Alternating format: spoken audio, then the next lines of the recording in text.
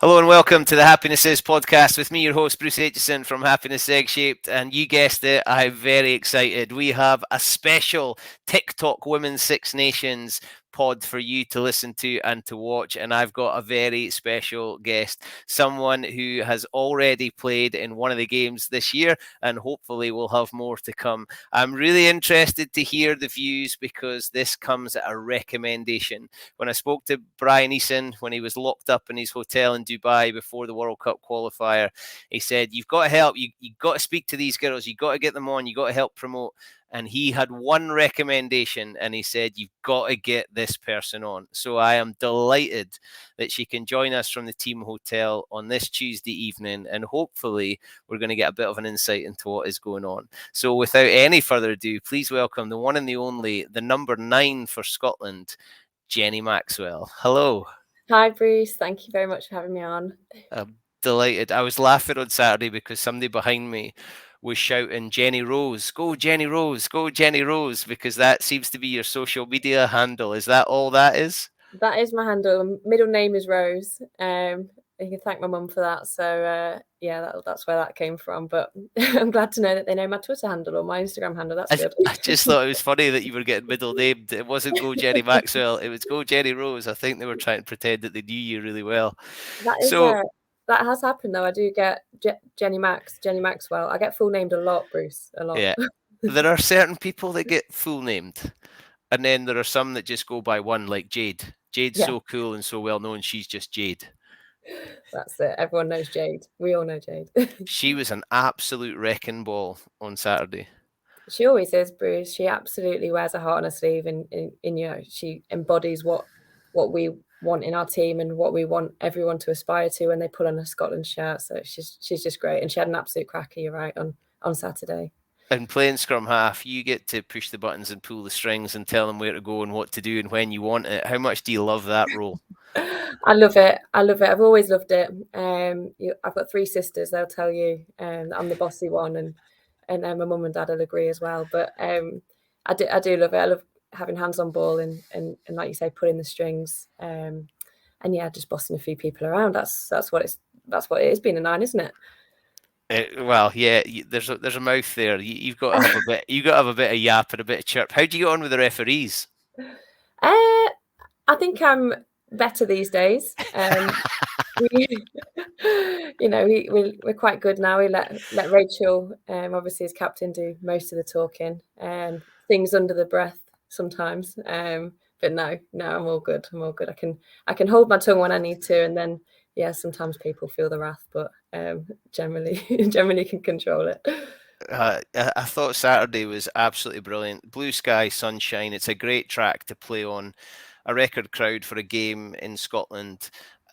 Now, I ask this question, and sometimes I wonder how much truth is in it, but it seems like you guys got a huge lift from that support. Is that really how it goes? Absolutely, 100%. We obviously played at the Dam Health for the first time in the autumns against Japan, and the crowd are just really quite close to the pitch, and you can feel that, and you feel the energy coming from the crowd, and we absolutely felt that on Saturday. It was so loud, and the sun was shining, like you say, and it was just such a good vibe from start to finish. Really, obviously, result wise, we didn't kind of get the result we were hoping for and that we had worked so hard for, but the crowd is that 16th player. I know that sounds cliche, but they really do give you a lift even when your back's up against the wall. So no, we absolutely loved having almost 4,000 of them there, or however many it was in total. It cracked me up at the end of the game when the announcer said there would be no selfies and no autographs. And then you lot took hours to get off the pitch because you were there. There was people climbing into the crowd. I saw Lana jumping a barrier. Some of the England players were in. Do you love that bit? Do you talk about that bit, or does it just happen? It just happens, really. We'd not spoken about kind of post-match protocol really in terms of what we were allowed and not allowed to do. I think it was just kind of in the moment. Everyone's so happy to see so many people there, so many young girls and boys there as well, and family and friends. And that's why we do what we do week in, week out, is to put on a show for them. And I guess we're still not quite used to having fans back. We've not played that many games kind of this side of COVID and things. So definitely just feeling the love, really. And I think everyone wanted to show that we were. There was so much love. It was such a positive atmosphere. I absolutely loved it. Talk me through before the game, because England are pretty impressive, and it's going to take something special, or they're going to have to majorly cock up to lose a game because they're so strong. When you were going into the game, what was the pre-match chat? What was the expectation? All week, really. We obviously always look at our opposition and what we might see from them, and where their strengths lie. And like you say, England are a class outfit. There's no shying away from that, and they pose threats all across the pitch. But it was just really kind of focusing in on a few of those key things, and then just really focusing on ourselves and our performance.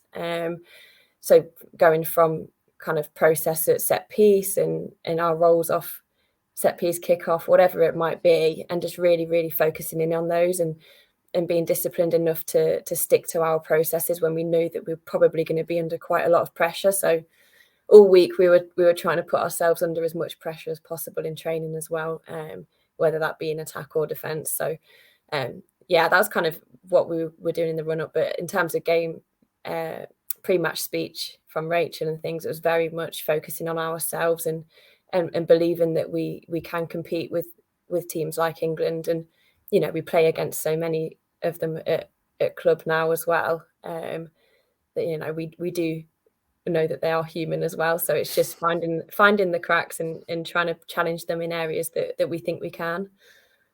It was so good, and if you just saw the score, you would have an idea of what had happened, but that wasn't really true. If you were there and saw the performance, it didn't feel like that. You had some great possession, some good territory, took a great chance. What a great try. A couple other chances went close, but England were pretty clinical. When you look back on that, is it take the positives and move on, or are you pretty critical on the mistakes that you made or things that you need to improve on? I think we are pretty critical. Like you say, the scoreline I don't think did reflect the competition that was out there in various elements, and we've made huge strides from when we played them last Six Nations. But the scoreline, like you say, didn't necessarily reflect that. But we did have opportunities, and we created those opportunities. I think we got into their 22 10 times. And we obviously only converted once, which for us is frustrating. Because the opportunities were there. Credit to England, obviously, their defence is outstanding, and they put you under a huge amount of pressure. But definitely lots to learn, and there are loads of positives as well. Our set piece functioned really well against the best in the world, which is a really huge did. Really did. I thought the scrum was going to be under so much pressure, and you got some decent ball. Jade had to fish it out a couple of times, but in the line out, Emma, there's pictures of Emma all over the place now, and she's just been chatting to Jim Havilton, and the picture is her in the line out. The set piece went really well. That must make life easier for you. Absolutely. And I have had times in previous seasons, I've been around a little while now, where it's not been that fun at the back of a scrum, and I'll be honest. There. But no, we're winning quality balls, scrum and line out, and the girls have just worked so hard on their drill. And I guess then that's why the frustration comes in terms of our ability to convert that into points against England at the weekend. But we can take huge positives and confidence in our ability to execute under pressure. That's one of the things I hate hearing from the crowd. There's various things in rugby that frustrate me, but one of them is when they're shouting at the scrum half, just get away. That's one of the hardest things to do, is to get the ball out of scrum that is under pressure. So it must have been great playing against England and getting some decent ball, and then you're really busy. You get busy following that ball. You must be desperate for a little Anton Dupont inside line like England got. What an offload that was for England's try. That was a peach. I know, yeah, it was class. I mean, yeah, I play against Leanne Riley at club as well, and she's always on those inside lines, and I'm always looking to seek them out as well. It's just getting in behind the defence that we were kind of struggling with a little bit on Saturday. But no, it was a great game, and we did thoroughly enjoy it. And like you say, the crowd just made it all that bit better. And it was an amazing preparation. Although you only got one game in Dubai, you got to spend all that time together, and then you put in that performance. And I'm a housemaster at an all boys boarding school, and there was a group of us sitting watching it. And it was one of those moments where I almost sat back and thought, wow, what a distance we've come. You know, a rugby mad school and boys watching Scotland women playing against Colombia in Dubai. Like, go figure all that stuff. But that must have given you a huge amount of motivation coming into this championship. Absolutely, and we've had those qualifiers looming over us for 2 years, and all of our focus and all of our attention has been on those qualifiers and getting that job done, which like we have done now, thankfully. And we've ticked that box, and that the monkey's off our back in that sense, and we're on the plane to New Zealand. But it's opened another door for us with this Six Nations now, because in previous seasons, this would be our sole focus. The Six Nations would be our sole focus going into a season. So we've got the opportunity to, test ourselves against kind of the best teams in Europe at the moment, and teams that we know quite well as well, and just see how much progress we have actually made going into a World Cup competition at the end of the year. So, I'm sure that there'll be other young girls making their first caps like Meryl did at the weekend. And hopefully, we get to try out some different things throughout this tournament. I had so many people tell me, just wait for Meryl, wait till Meryl gets on. You want to see when Meryl gets on. I had so many people chirping at me about how excited they were for Meryl to get on. So that's exciting that there's players pushing. There's the depth is growing. It really is. It really is. We've got Meryl who got her first cap, Shona Campbell off the bench doing an outstanding job on the wing. Evie Wills, who wasn't in the squad last week, but she's been great for us as well. Evie Gallagher, and the list goes on. She's got a few caps under her belt now as well, and they really, really do push us. As old dogs that have been around a little while, they're keeping us on our toes and making sure that we are keeping our standards high. And that's exactly what you want. I've always had competition at scrum-half, and I absolutely love it, and I relish that. And yeah, the depth is growing, and it's just a really nice place to be, looking ahead, and obviously being a little bit older than some of them, it's really nice to kind of reflect that actually we have got all these people coming through now, and it's great. I remember being a young kid just out of school, and I won a trophy, and one of the old players said to me, "It's not always like this." Have you had a little bit of that? Have you told them you don't know how bloody lucky you are? Maybe a little bit, not all the time, because we want it to be this way. We want it to be this way, but yeah, sometimes it's not always been like this, in terms of the support that we get, or the nice hotels that we stay in, or whatever it might be. Very, very fortunate, and yeah, it's exactly what we want, and we just want this to kind of keep growing, and I don't ever want these girls that are coming through now to go without, or to kind of have to fight for everything all the time. So no, they're loving it. They're absolutely loving it. You should see them buzzing around camp. It's inspiring so many. Now you mentioned having competition, and you like that. Your club team, you look at your club team, and you've got internationals there from other countries, but you've got golden balls at outside centre, Emily Scarrett, and then you've got Sarah Hunter, who both, as you said, are human. They both knocked the ball on Saturday, which I think doesn't happen very often. What's it like on the pitch against people that you train with day in, day out, really well, and then all of a sudden you're locking horns? It is great fun, Bruce, in all honesty. It's we're there for business in a sense. Like, we're there to get a job done, and to kind of impose yourself on the opposition and your opposite number as well. But it is good fun. I enjoy it. It's Do you funny chirp at them? Occasionally, not too much, but it is funny. Obviously, Helen Nelson actually lives with Helena Rowland, who was playing Yeah. at 10. So they were trying to make each other laugh a little bit, I think, when they're staring at each other when setting up for a scrum or whatever it was. So no, it is good fun, and it is strange. Some, like, everyone's different in the way that they react to it. Some, you may not get a kind of much out of each other on the field, but as soon as the whistle goes at the end of the game, it's all friends, and just really pleased to see the girls at the end of the day. There's a brilliant picture doing the rounds of Sarah Hunter and Rachel Malcolm having a cuddle at the end, and it's just stunning. It's such a beautiful picture. That's rugby, isn't it, in a photo, really? Yeah, no, I think so. I think so. The back row for England is pretty impressive, but the Scottish back row on Saturday were unbelievable. The two Rachels just ran themselves to a standstill, and Jade just carried and carried and carried. That's a huge jump up in a very short period of time to be able not just to compete, but to really go for it against some of the best players in the world. That must give huge motivation for the following games.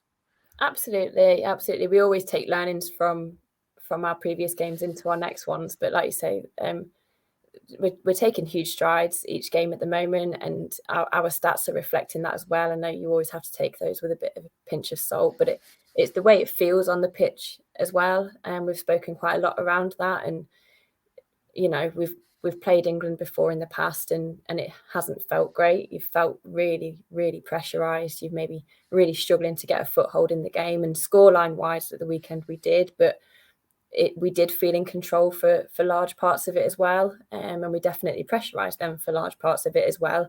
But yeah, it's just that consistency over an 80 minutes, and that is what England are so good at, isn't it? They're just ruthless when they get the ball. So that's what we kind of are aspiring to in some ways, but we are definitely on the right track. Yeah, absolutely. Now, I watched some of the game back with my wife, who is a sportswoman. She's actually at training as I do this. Has a huge motivation to encourage girls to take part in sport and get the benefits from sport and to educate themselves about it. And we were watching it, and Sarah Hunter came onto the pitch with a smile on her face. Yeah. And during Flower of Scotland, Rachel Malcolm was smiling. And I was saying how amazing that is to see the enjoyment. And then she went on a rant about, yeah, but it's because men's sport is aggression and you're not allowed to, but it shows weakness and da da da. And we had this brilliant discussion about it.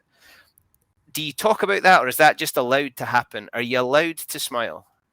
Absolutely, Bruce. Yeah, it's whatever you feel in that moment. You'll see all sorts of, depending on the circumstance of the game, or kind of what's going on in your life at that time as well. The anthem's always evoke all kind of emotions, but definitely just have the freedom to express yourself in that moment and feel what you need to feel. And some people need to feel the aggression to get themselves up for the game, and some people, maybe like to just take in the moment with the crowd. And on Saturday, like we've already mentioned, it was incredible hearing the crowd sing the Flower of Scotland as loud as they were, and kind of seeing your family in the stands as well was lovely. There was even little moments though in the game. There was a couple of mistakes where people kind of rolled their eyes and sort of not laughed it off, but it wasn't that over emotive reaction. It was, I've made a mistake, kind of next job. I just found it really refreshing to see, and I don't know why I'm so surprised by it, but it just seemed like there was far more personality about the game than maybe I was expecting. It was high pressure, Scotland against England, but there was smiles and little moments of just brilliance. I loved it. Oh, I'm glad you enjoyed it, Bruce, because we definitely did as well, and we love playing in front of a home crowd. And I guess that was kind of one of our focuses, was that we knew that mistakes were going to happen. They always do in all games. It's just about how you stick to your process following that and bin it, I guess, and move on to like you said, the next job. So no, I'm glad you enjoyed it. And yeah, we always try and stamp our little bit of personality on a game, and I think that was actually one of Tyrone's, our defence coach's, things that he was asking of us this week or last week was to put a bit of our personality in the tackles that were going in, and I think you definitely saw that in some cases too. Well, it's interesting you say that, because I think that was evident. You were able to be yourselves. You weren't trying to be something you weren't, and I think that was probably the bit I'm trying to get at, maybe, that made it feel refreshing. Now you had an enforced period of time out the game where you had your injury that was pretty long term, and I know that you've reflected a lot and had to take time to reflect on that. And you've mentioned a couple of times you're pretending that you're old, which just cracks me up, but you're older compared to some of the people in the squad. What did you reflect on about the game in that time? I guess just kind of the journey that I've been on, but not just the journey that I've been on, but the journey that Scotland women have been on as well. And I actually did say to one of the younger girls who's been in the training squad with us, Emma Orr, she was my roomie last week, that we have come such a long way, and it just feels amazing to be a part of it, and to know that we have actually left this squad or this team, or we hopefully will leave this squad or team in a better place than it was when we started, and that's what everybody aspires to do. So I definitely reflected on that, and I mentioned before, I haven't always had the rub of the green in terms of selections and things like that, and yeah, definitely reflected on that, but actually it's just quite nice to see that I actually have played a part in where we are just now, and yeah, I guess without being too soppy, it's just really, really nice. It's a nice place to be. I get it. I can handle soppy, because that's pretty much me. And rugby's, I mean, you started at 6.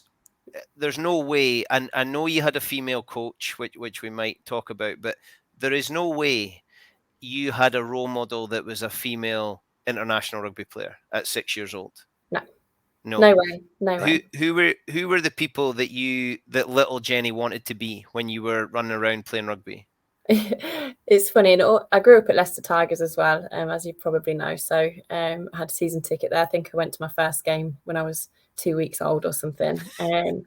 But my dad would tell you the story better than I'll tell it. But I wanted to be like Jordan Murphy, the fullback.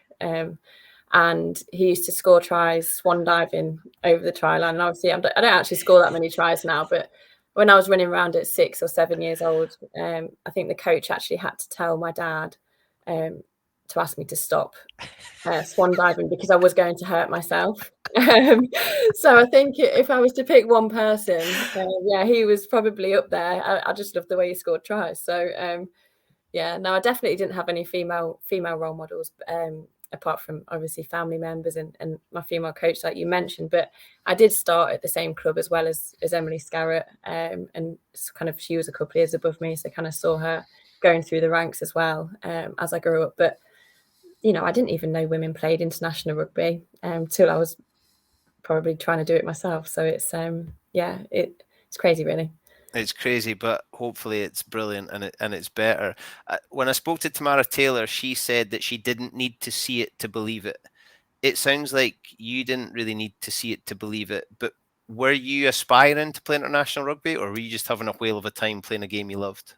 In all honesty, I was having a whale of a time. Playing the game I loved. I'm competitive, as most of us are, and you kind of have to be, but I wanted to be the best player I could be, and whatever that looked like, if that was in a club shirt, a university shirt, an international shirt, I just wanted to be the best I could be. And I always said, if I ever stop enjoying it, I'll stop. I guess the beauty of it now is the girls that are kind of at university or kind of making decisions about their future. This is, for many in a lot of nations as well, a viable option now in terms of a career path in some ways. So that was where I didn't see it going in a sense. So I always stuck in at school and got my grades and went to university and things like that, because I didn't know that women could be professional rugby players.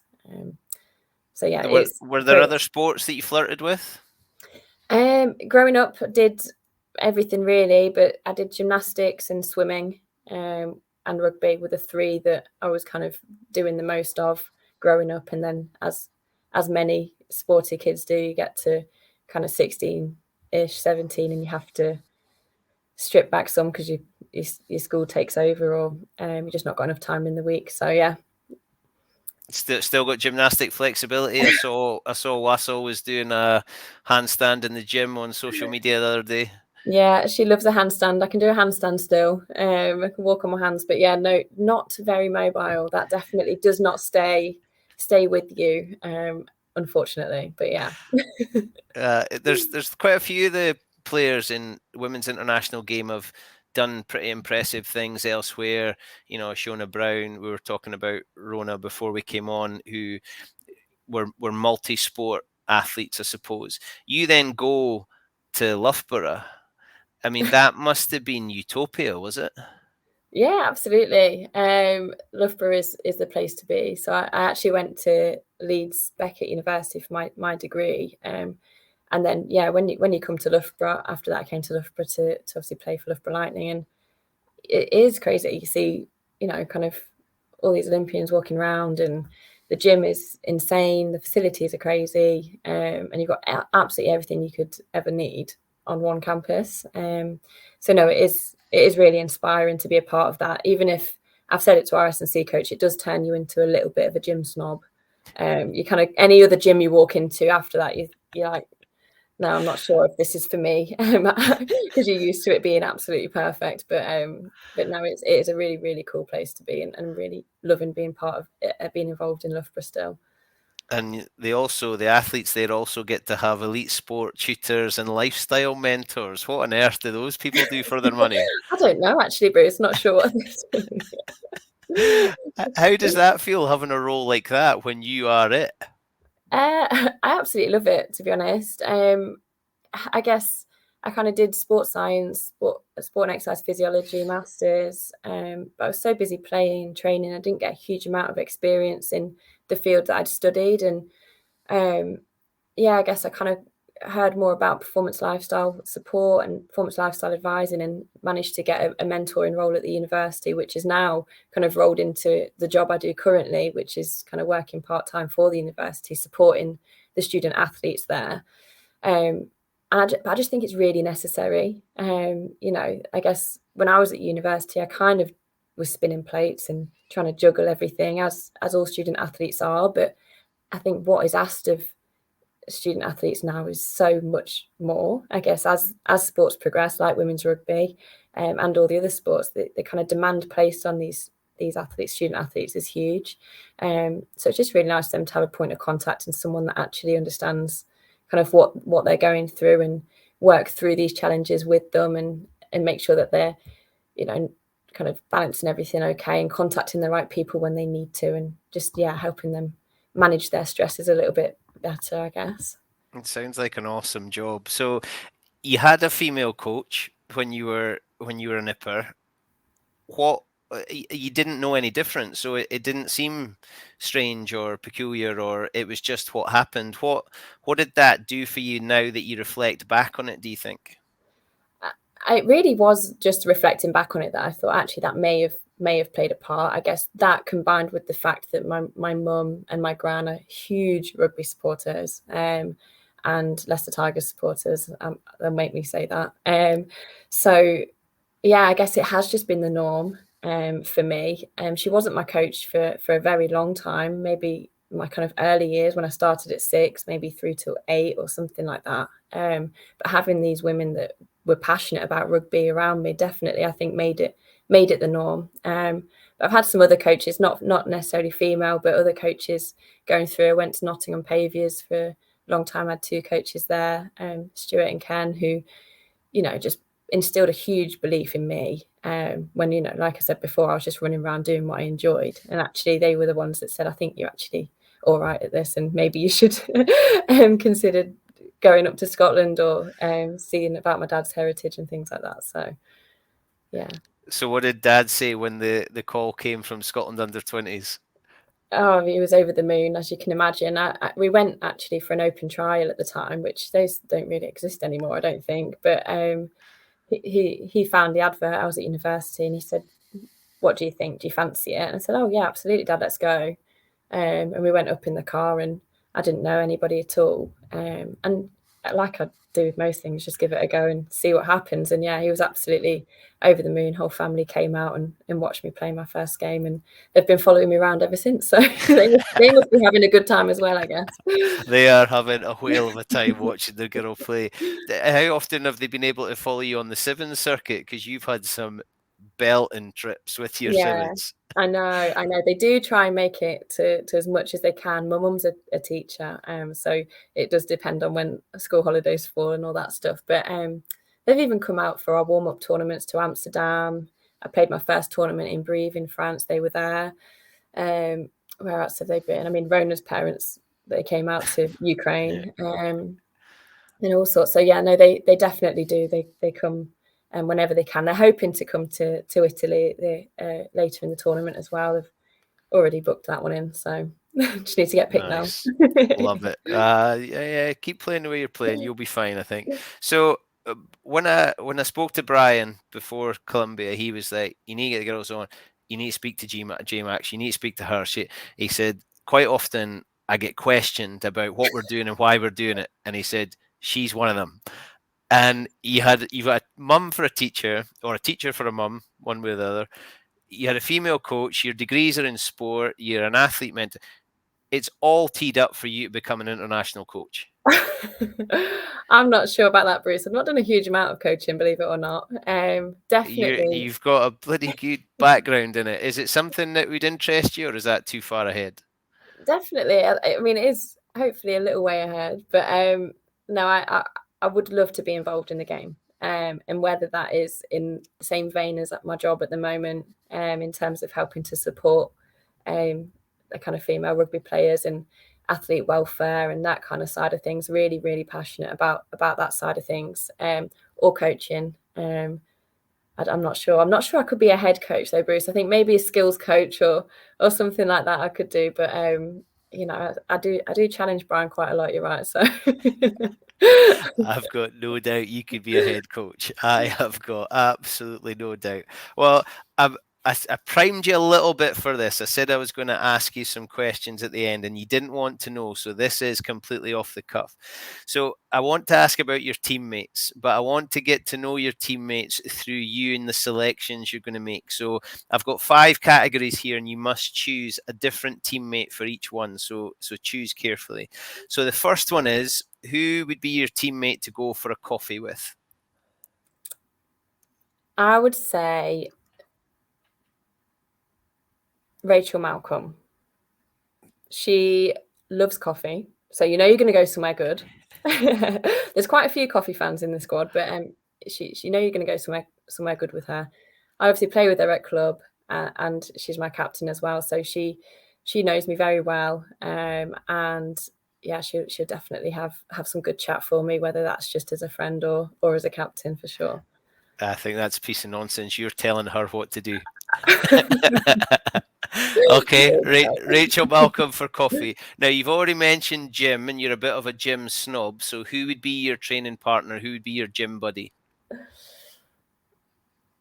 Good question. I mean, the obvious choice would be obviously Rona Lloyd, but I'm not going to say her because she would have me doing biceps, and that's not where my strength lies. And we'd probably fall out over that. So I would say probably Helen Nelson would be my gym buddy. We have a good natter in the gym. We get our weights done. We push each other hard. And yeah, we train together quite a lot actually, in terms of pitch and gym. So she would be my training partner.